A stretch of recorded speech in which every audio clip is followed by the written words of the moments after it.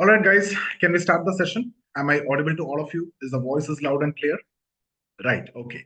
So let's get started. And guys, any questions from the previous discussions, or you want to discuss something? We have 5 minutes. We'll wait for other participants also to join, so we can have a discussion for the first five minutes. Let me stop recording for some time, and then I'll unmute you one by one. Okay.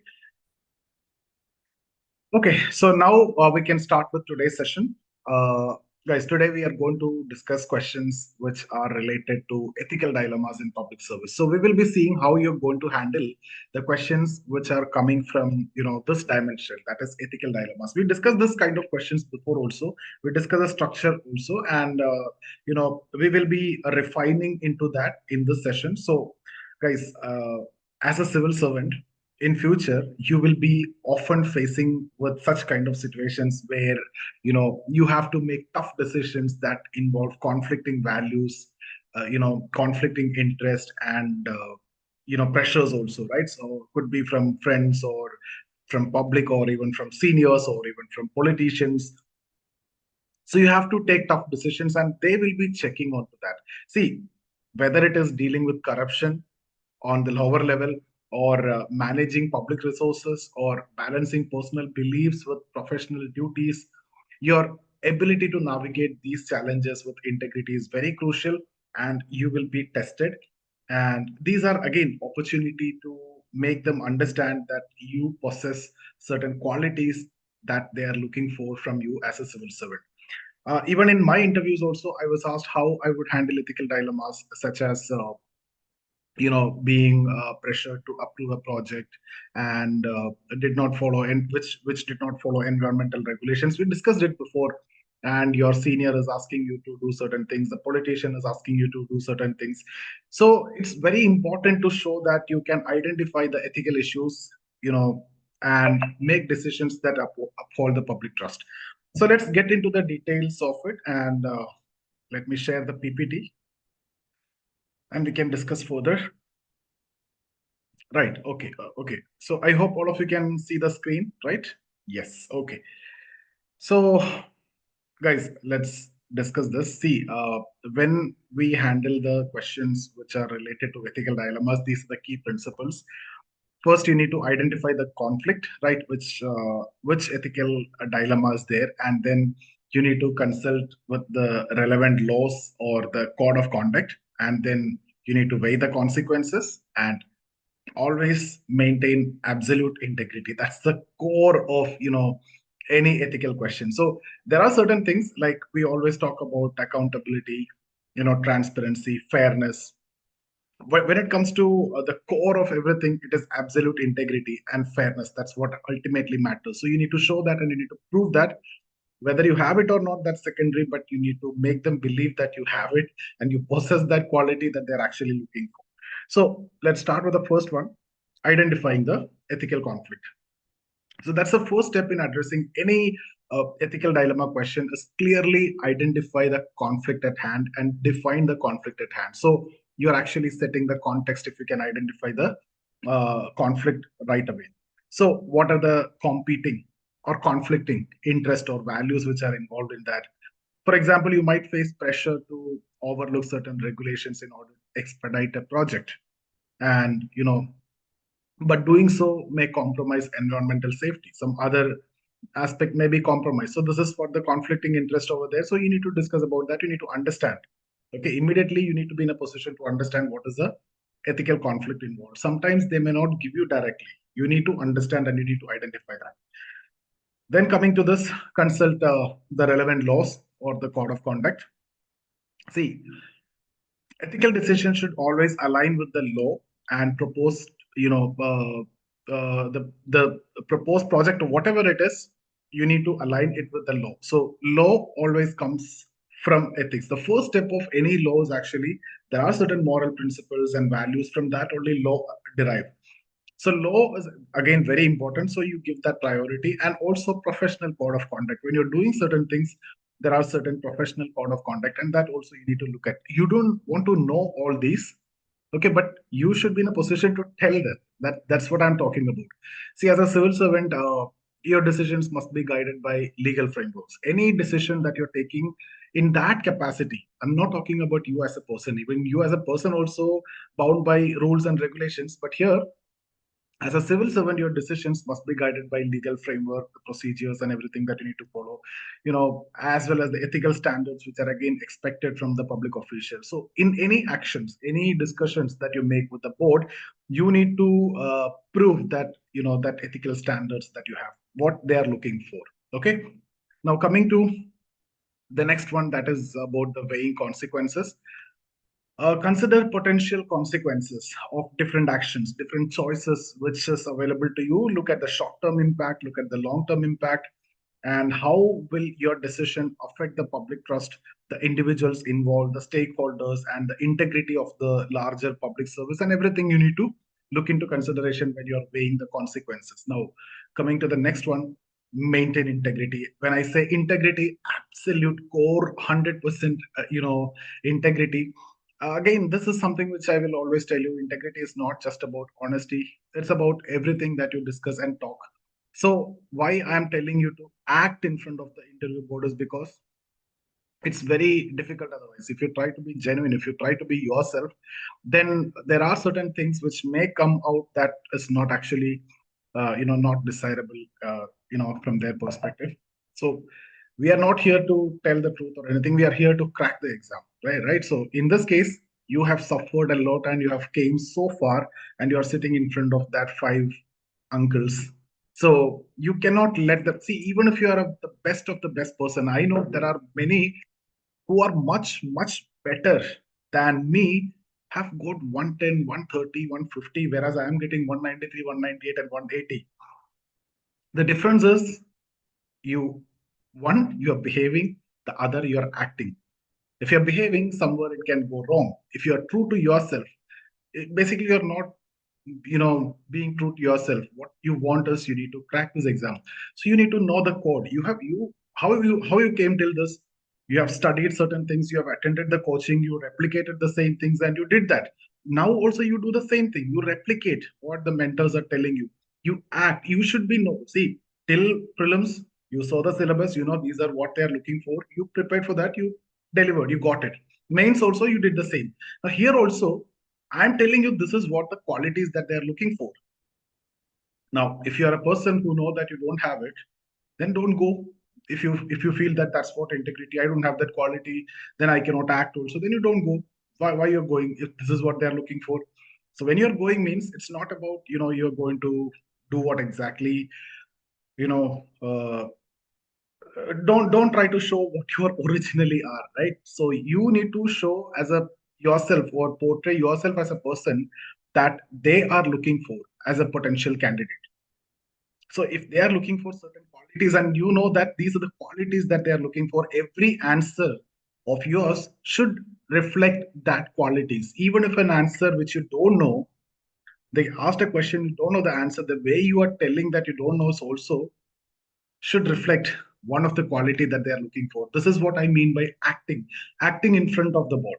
Okay. After that, you can be yourself, true to yourself, or you do whatever you want. But this 20 minutes is what going to decide your life. You spend all your hard work, money, time, effort, and everything to reach till this.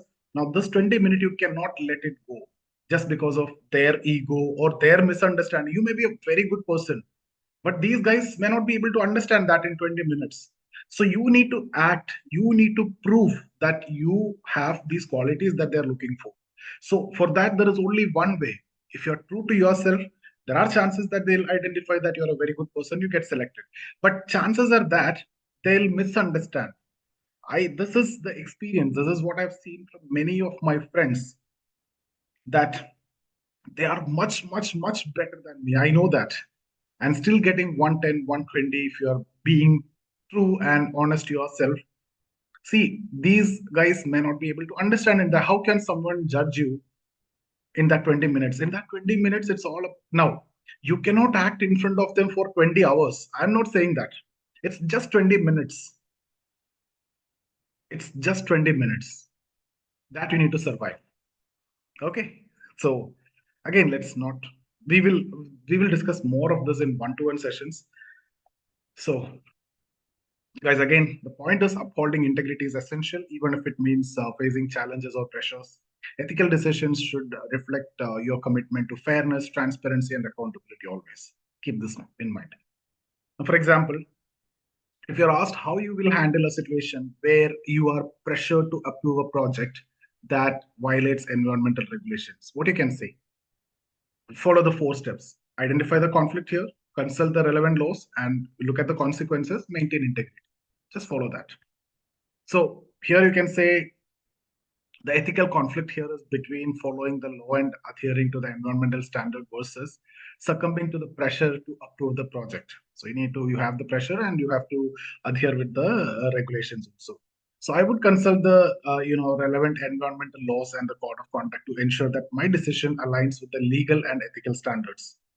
Okay, and then you can say I would weigh the consequences of approving the project, such as the potential harm to the environmental loss or environment, short term and long term, and the public trust, etc. That I can weigh the consequences. And ultimately, I would maintain my integrity by refusing to approve the project unless it fully complies with the environmental regulations.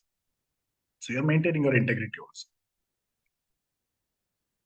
Correct? Guys, we have discussed this already, so that's why I'm going faster now. Now, coming to law enforcement, ethical dilemmas might involve issues such as handling corruption within the force or deciding how to balance public safety with individual rights. Their right to protest, we need to respect. At the same time, we need to maintain the public safety and law and order. Again, ethical conflict is there. See, as an IPS officer, you might face dilemma where you are pressured to turn a blind eye to corruption, right? So you need to do certain things over there. So we'll get questions like that. So your commitment to justice and accountability would guide your decision to uphold the law. So let's move on, and we will see how we can structure the answer. Same thing we have already discussed. Follow the same principles, and then you won't be facing the problem. So this is the structuring part. Identify the issue, conflict, consult the guidelines, and weigh the options. Take decisions by maintaining integrity. So, guys, again, for any question, why we follow the structure so that you won't go out of focus. I don't want you to think at that point of time and answer any question, because we need to reflect certain qualities in front of them, and that's why we have the structure which automatically tell them that you possess certain qualities. And you can answer these kind of questions in general also if you simply follow the structure, right? So first you need to identify the ethical issue which is involved. Start by clearly defining the ethical dilemma.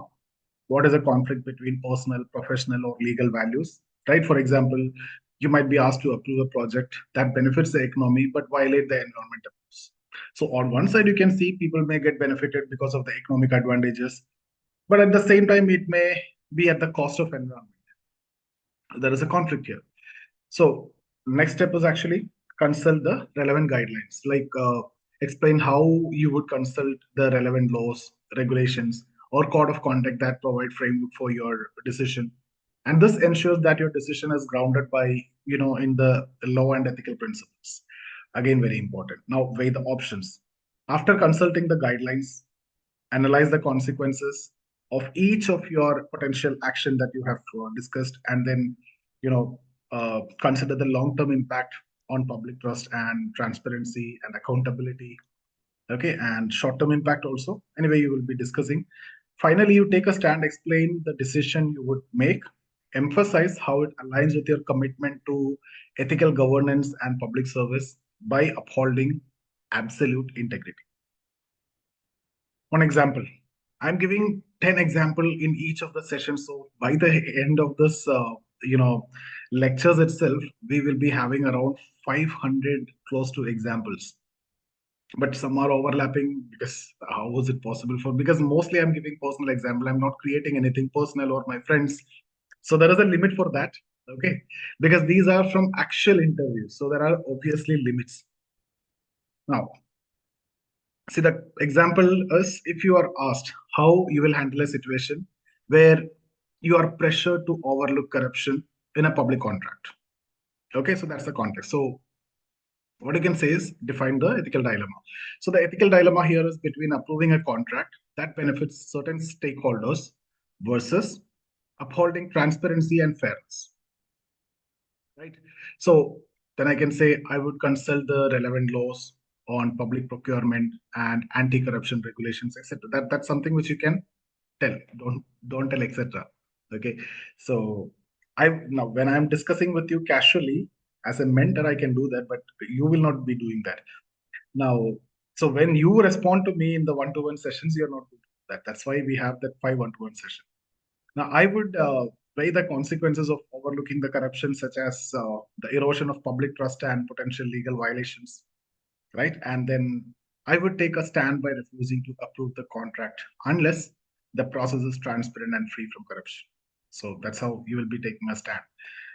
In one of my interviews, I was asked how I will handle a case where a political leader has actually pressured me to bypass the legal requirements for a public project. And I explained that I would consult the relevant laws, weigh the consequences of bypassing the regulations, and take a stand by refusing to compromise on legal and ethical standards. So, always that should be your conclusion. Maintain that legal and ethical standard. Okay. I'll give you one example from IPS side also, law enforcement. See, again, law enforcement ethical dilemmas are again very common, especially when dealing with issues like corruption, political pressure, or balancing public safety with individual rights. We discussed it already. Public safety, you need to maintain. Law and order, you need to maintain. That's your prime responsibility. But at the same time, it's their right to have, peaceful protest also. That you need to respect their rights. And these are ethical challenges like dealing with corruption. This is one of the biggest ethical challenge in law enforcement. It's actually, dealing with corruption within the force. And as an IPS officer, you may face situations where you are pressured to overlook corruption or unethical practices. Many times it will happen, and upholding integrity in these situations requires a commitment to justice and accountability, even if it means going against influential individuals. So, guys, what my point here is in any situation, you are actually trying to convey that you always maintain absolute integrity and you always act fair and transparent. So, you, as a civil servant, you will be always showing the qualities of fairness, okay, transparent, and accountable. Now, balancing public safety with individual right. This we have already discussed. What you can say normally is when it comes to riots, your prime objective will be to de-escalate the tension.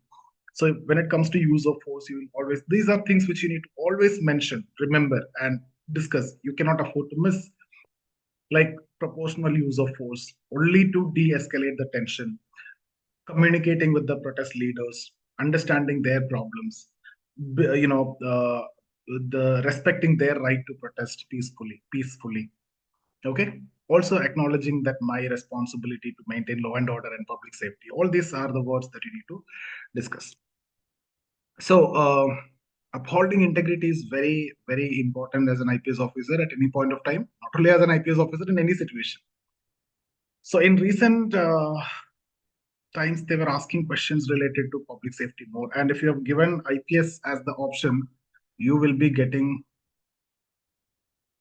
questions related to that. Okay. So, guys, public safety, right? Okay. Yeah. So, yeah, we were talking about public safety. So I got a message. So I got disturbed. And yeah, we were talking about public safety, right? Okay. See, in certain situations, law enforcement officers must balance the need to maintain public safety with the protection of individual rights. That's what I discussed already. For example, during a protest or riot, police officers must ensure that public order is maintained while respecting the right to peaceful assembly. So you will deploy a force, you will use minimum force, or you will use proportional force. You will always try to de-escalate the tension. You will maintain law and order. That is prime objective, right? Prime responsibility, public safety, but respect their right to protest votes. Handling political pressure again, they'll ask you questions related to that. Law enforcement officers often face political pressure. In fact, always face political pressure to act in ways that conflict with their legal and ethical duties. So Now, get prepared for that. We have discussed many times about this, and we'll be seeing that in one-to-one session also. So what you need to do is upholding integrity, one thing, and upholding the rule of law. Okay, and resisting undue political influence is essential for maintaining public trust. Okay, so these are words that need to come out of your tongue all the time when it comes to these situations: upholding rule of law, okay, respecting their rights, okay, and maintaining transparency. If there is a question related to corruption is coming, always try to talk about transparency, accountability, fairness, integrity, etc. When it comes to public safety, always talk about respecting their rights and minimum use of forces and maintaining public safety and law and order and all those things. Again, when it comes to political pressure, talk about rule of law, all those. Okay. For example, you're asked how you will handle a situation where a senior political figure is pressuring, putting you on a situation or pressures you to release someone from police custody without following proper legal procedures. So you arrested someone, but you got a call from a political leader and he's asking you to release him. That's the situation. But you're sure about that this person have committed a crime, and that's the reason why you're actually arrested. But you got a call from this senior political leader or senior police official also, whatever, and he's asking you to release him. So first define the ethical conflict. So the ethical conflict here is between yielding that political pressure or senior pressure and upholding the rule of law. So whenever, see, you got that idea, right? Whenever you get certain questions, certain words need to be highlighted. Political pressure, rule of law. Corruption, transparency. Public safety, respecting their rights. Okay. So here, rule of law. Now, I would consult the relevant laws and ensure that the proper legal procedures are followed in handling the case. I would weigh the consequences of yielding to political pressure, such as undermining public trust in justice system, etc. And I would take a stand by refusing to. When I say etc. means the option is different for you. You can tell different thing. I have told something different here. That's what I mean by etc. Otherwise, one is enough. I would take a stand by refusing to release the individual without following the proper legal procedure. So that's how you would do. Yeah, in one of my interview also, I was asked how I will handle a situation where a politician requested a special treatment for an influential individual involved in a criminal case. I explained the same that I would uphold the rule of law, consult the relevant legal procedure, and refuse to give special treatment, ensuring that justice is applied equally to all. So it's very simple, right? If you have that structure, this is a no-brainer. You can simply tell the same. What is a when it comes to this situation, you will uphold the law. You'll follow the procedure, look into the procedures. Okay. Now coming to general governance, again, ethical dilemmas can arise in many forms, such as managing conflict of interest, okay, dealing with corruption, public contracts, or making decisions that affect the welfare. So these are again situations where the ethical dilemmas will come. So let's start with conflicts of interest. See, guys, conflict of interest arise when public servants.